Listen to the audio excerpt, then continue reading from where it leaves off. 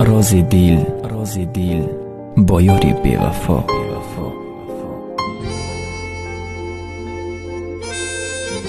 محبت تحفه الهی است و آن نه به هر نفر نصیب می گردد. روز عشق پاک قلبم رو با آتش خود گرم و با نورهایش روشن ساخت. با تو وا خوردم و خواب و خیال گم کردم. شاعرانه شیرین و جذاب عشق رو وصف کردن هایت را دیده به تو دل دادم. لیک با گذشت ایام افسانه شیرین محبتی من تلخ انجام یافت. تو مرا با دیگری عوض نموده با مقدسات انسانی عشق و محبت خیانت نمودی.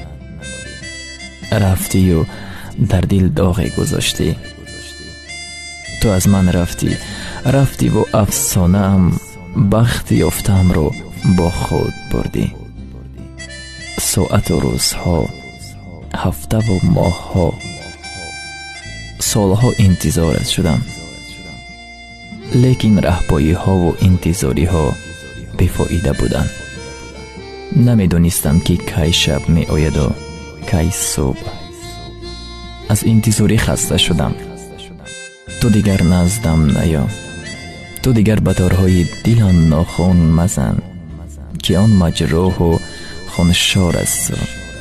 دیگر طاقت جراحت تازه را ندارد. یادم می آید لحظه های با تو واخوردن. از خرسندی به هیجان آمده سخنهایم را فراموش می کردم. گویا زبانم لال می گشت و به کامم می چسبید.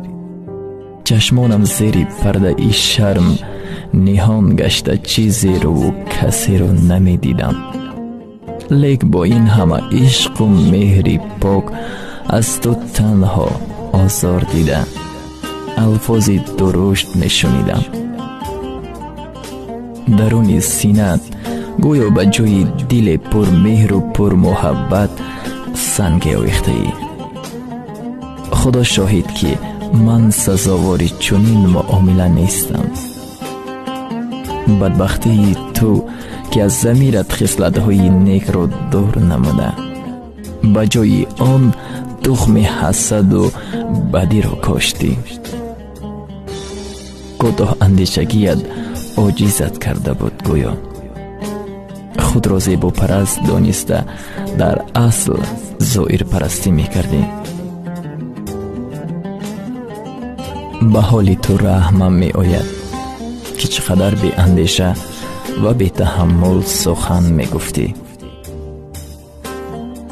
راست می گفتند که از دل آزار مهر مجو، زیرا او خود محتاج مهربانی است. اما نسبت چنین اشخاص مهربانی حیف است. اگر قبلا از تاریکی این شب می ترسیدم، اکنون از شخص سیاه دل و کور دل و سیاه اندیشه می ترسم. درک کردم که رازهای نهان دل من برایت ارزش ندارد. این مقدسات برای بوالهوس بیگانه است. عشق بوالهوس گلی در پنجه خار بوده را می ماند. اما انسانی که معنی حقیقی حیات را درک می کند خوشبخت است. تو باشی هیچگاه خوشبخت نیستی. به قدر عشق نرسیدی. او بولی آن گرفتد از بوالهوسی قدرت کاهیده است. وای بر حالت ای رهگم زده زندگی. انسان آهنگری بخت خیش بوده است. بعد این همه رنج و عذاب دیدن ها اکنون خوشبختم، زیرا لذت عشق پاک را چشیده و درک نمودم که آن بزرگترین نعمت و هدیه الهی بوده است. حالا عاشقم و لذت عشق می چشم، دوست می دارم و مرا دوست می دارد. از آن میبولم که محبوبی دلم محبتی مرا با چشم دل میبیند، ارج میگذارد، پاس میدارد.